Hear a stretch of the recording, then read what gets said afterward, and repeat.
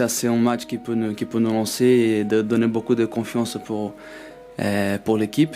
Nous, on a choisi ce côté positif de regarder les choses demain. Et après, ça dépend de chacun de regarder le côté qu'il veut. Les vrais ont tracé leur chemin, on compte suivre le même sillage. Survêt Ligue des Champions, mais je vais pas jouer le 8e de finale. Hello à tous, ravi de vous retrouver dans la quotidienne. Il voit le verre à moitié plein. Marquinhos, avant de jouer l'avenir du Paris Saint-Germain en Ligue des Champions au Signal Iduna Park de Dortmund. Les Parisiens peuvent presque tout connaître ce soir. Regardez le classement, ils sont deuxièmes, peuvent le rester, glaner une première place ou être reversés en Europa League en cas de non-victoire associée à une victoire de Milan ou de Newcastle. Et j'ai une stat qui ne va pas dans le sens des Français, désolé. En Ligue des Champions à domicile, le Borussia reste sur 7 rencontres sans défaite. Mais Marquis, lui, il y croit dur comme fer. Rien ni personne va venir le déconcentrer. Si je pensais que cette équipe n'allait pas avoir le caractère, j'allais même pas venir ici. Vous pouvez me laisser à la maison. Tout le monde est très excité. Je pense que c'est le genre de match qui tout le monde doit être sur le terrain et faire son mieux pour son équipe. Et nous tous, les joueurs, on est prêts pour faire un très gros match demain. Et voilà, notre destin, il est entre nos mains. La bonne nouvelle, c'est que Warren Zaïre-Emery est bien dans le groupe. Il a joué 30 minutes face à Nantes le week-end dernier. La moins bonne, c'est le forfait de Gonzalo Ramos, victime d'un état grippal.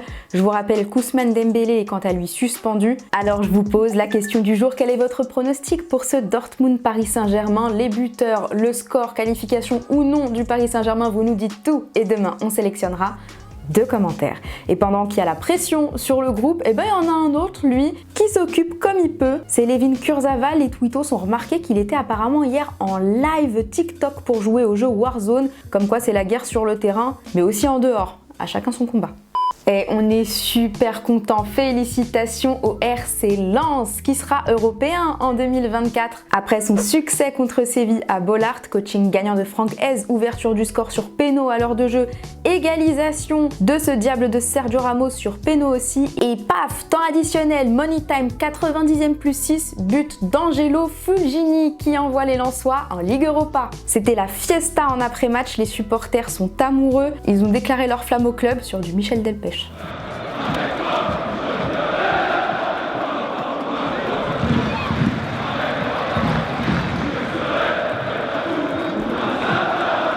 Et franchement, on voulait leur rendre hommage à ces supporters du RC Lens pour leur fair play. Vous le savez, l'interdiction de déplacement des Sévillans a été levée 2 heures avant la rencontre. Et voilà comment les nordistes les ont accueillis.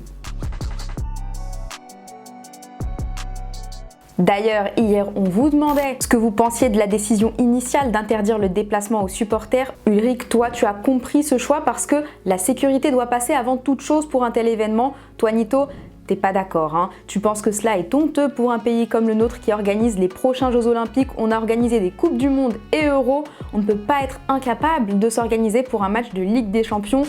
Pas faux, mais au passage, ce week-end en Ligue 1, il y a déjà 5 rencontres concernées par des interdictions de déplacement. Bis repetita.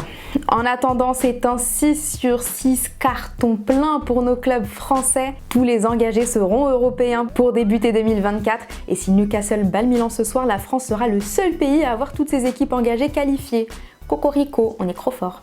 Allez, passons en revue le bilan de cette phase de groupe. On a déjà 6 reversés en Europa League, dont Lens, mais aussi 7 éliminés, parmi lesquels Manchester United, battu 1-0 par le Bayern à Old Trafford hier, et un record pour les Red Devils dans l'histoire. Il s'agit de la première équipe anglaise à prendre 15 buts en phase de poule de Ligue des Champions. Les Mancuniens se sont même fait chambrer par les supporters du Bayern. Ça, c'est pas gentil.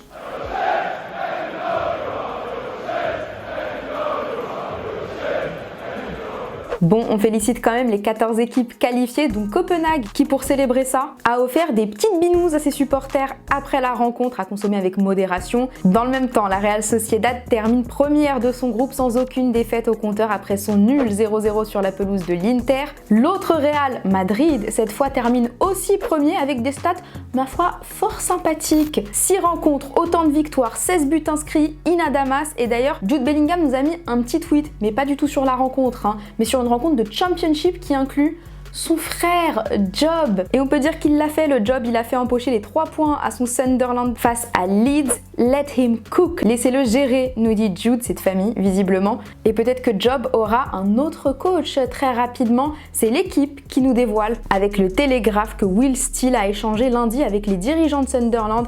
RMC Sport nous explique qu'une rencontre a eu lieu en Angleterre avec le boss des Black Cats, Kirill Louis Dreyfus. Le technicien rémois serait en pleine réflexion après que sa direction ne lui a pas apporté de garantie sur le mercato hivernal malgré le départ de joueurs pour la Coupe d'Afrique des Nations ainsi que pour la Coupe d'Asie. C'est pas la faute des joueurs. No comment. Ce soir, match exceptionnel à 0 enjeu pour Manchester City. À Belgrade, l'étoile rouge déjà éliminée, City déjà qualifié premier de son groupe. Alors à l'entraînement des Citizens, un homme a osé arriver en retard sur la pelouse. C'est Jack Grealish, mais il est tellement attachant Jacko que même Pépouze maintenant s'en fout.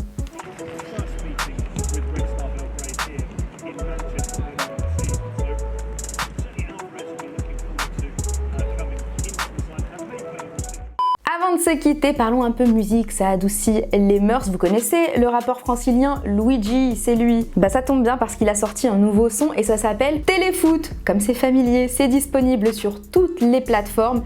Extrait. Au nom du Père, au nom du Fils, que je me souviens de jadis, de tous ces dimanches à l'église qui m'ont fait rater Téléfoot. D'un prophète aux cheveux lisses, de la main de ma mère qui me glisse une jolie pièce de monnaie. Et voilà, c'est déjà la fin de la quotidienne. On va se retrouver demain pour débriefer le match du Paris Saint-Germain notamment. Mais on vous laisse pas comme ça, on vous laisse avec un bonbon. À demain, ciao.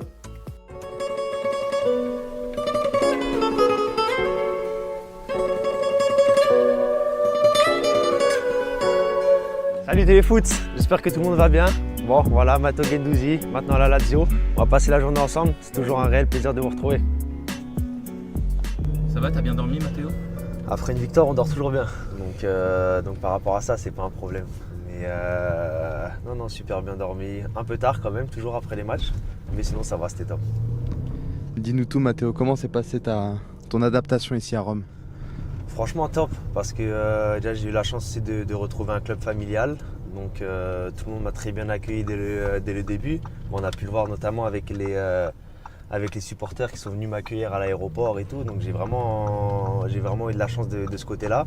Et avec l'équipe, les coéquipiers, le staff, toutes les personnes qui travaillent au club, c'était aussi vraiment un grand accueil. Donc c'est vraiment top, ça se passe super bien. Je suis dans une belle ville, magnifique ville aussi, dans un beau pays. Donc franchement, il y a beaucoup de très belles choses depuis que je suis arrivé ici.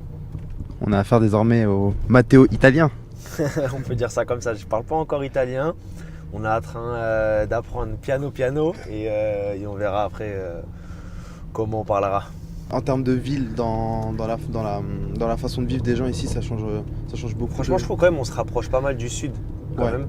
Parce que déjà il y a beaucoup de très bons restaurants. Il y a beaucoup de très bons restaurants et même les gens ils sont quand même gentils, ils sont ouverts, ils sont attentionnés. Et non, par rapport à ça, il y a aussi le climat. Franchement, depuis que je suis arrivé ici, j'ai eu vraiment beaucoup de chance parce qu'il a toujours fait entre 25 et 30 degrés depuis que j'ai signé ici. Bon, ça commence à rafraîchir un peu là depuis 2-3 jours, mais sinon par rapport à ça, je me sens super bien. Parce que moi j'ai besoin d'être dans un endroit où il fait chaud. Tu te sens toujours mieux, c'est toujours plus agréable et franchement ici on a vraiment de la chance par rapport à ça. Ils veulent tout savoir. Solo dans ma bulle, plus aucun souci. Je régale le peuple comme Camara ou Guendouzi. Connu comme Aznavour. Hop là, bon, je pense que tu as pu le constater tout seul. C'est ma place de parking avec ma photo. Et maintenant je vais à l'entraînement. On se retrouve tout à l'heure. On va visiter un peu son entraînement, on va discuter et tout va bien se passer. Allez, ciao, à tout à l'heure.